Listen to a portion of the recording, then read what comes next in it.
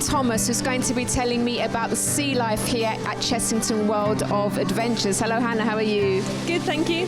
So can you tell us a bit about what you have here, first of all, before we go around, and why it's so popular? We have a really wide range of animals. So in this first room, we've got all of the native sea life creatures from around the coast of the UK, which gives people a real opportunity to see animals that they might not have experienced before. We've also got more tropical animals, so the stingrays and the sharks that everybody loves to see, and we've got some freshwater fish at the end as well. So a real mix of animals. Oh, little shark.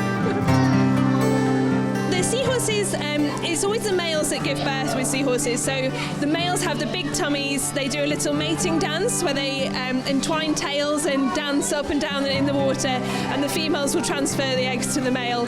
And then after about a month, they give birth, and it's normally in time with the lunar cycle as well, so they all give birth at once. So there you go, the men do the work in this case, right?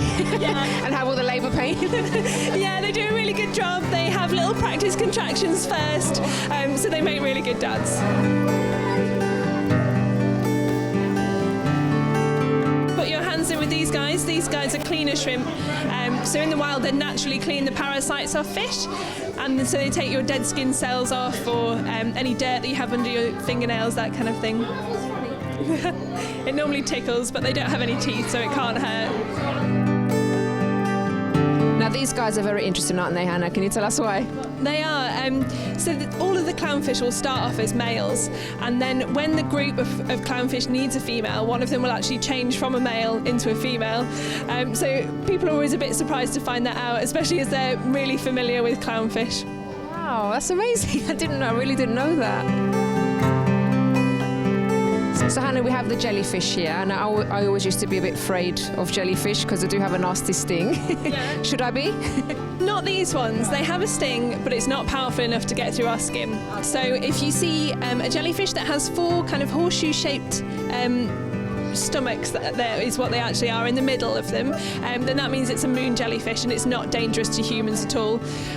We hatch about 250,000 shrimp for these guys to eat every day.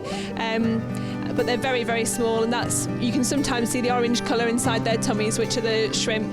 But jellyfish are completely amazing. They don't have any bones, any blood, they don't have a heart, they don't have a brain even. So how do they function?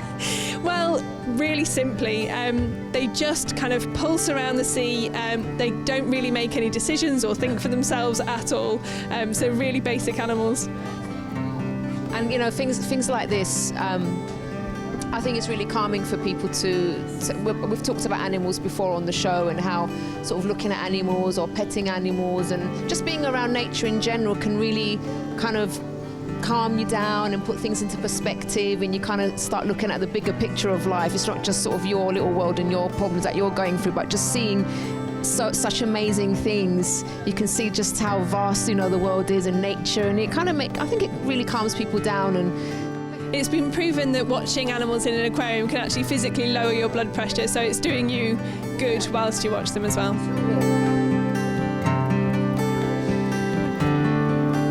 So these are our archerfish, and they get that name because they're really good at shooting. They have a groove in their mouth that they use to shoot water, and they try and hit insects that are on leaves, which fall into the water, and then they eat them up. So then they do it to us as well. They'll shoot us in the face when we try and feed them. I know we've got a variety in this particular tank. Can you tell us a bit about some of them? Yeah, this is our biggest tank, so we've got all of our sharks and rays in here. We've got a little bonnet-head shark who's just over there. He looks like a hammerhead shark. He's just quite a lot smaller, so that he fits nicely into this tank. We also have our cow-nose rays. They're the stingrays that you'll see swimming around. We have some quite unusual fish as well. The ones with the spines on the front of their heads are called unicorn fish. I've never seen those before. They're quite cool, aren't they? And we have lionfish as well. They're the second most poisonous fish in the sea, and they've got poisonous spines all the way down there, down the top of their bodies. But we get in and snorkel with them, and they're absolutely fine. They've got nice personalities. And they all seem to be getting along fine in this tank. Yeah, it's quite a common question if the shark eat the fish. I compare it to us driving past a cow in a field. Unless you're really, really starving, you're not going to get out. You're going to wait until you get to McDonald's. So it's the same for the fish in here. They wait until we feed them. It's a lot easier for them. So Hannah, how popular is actually visiting an aquarium nowadays? Do a lot of people still come? Yeah, it's really popular, and I think it's a really good opportunity for people to see a whole different world that they wouldn't get to see otherwise. And there are always interesting things going on with the fish. Some of them are parasitic, so feed off other fish, and some of them work together to build new things and find a home. So there's always something interesting to see, and it's great to get lots of questions from kids. Okay, Hannah, thank you so much. It's been really, really good fun and very, very interesting as well. Thank you. No problem.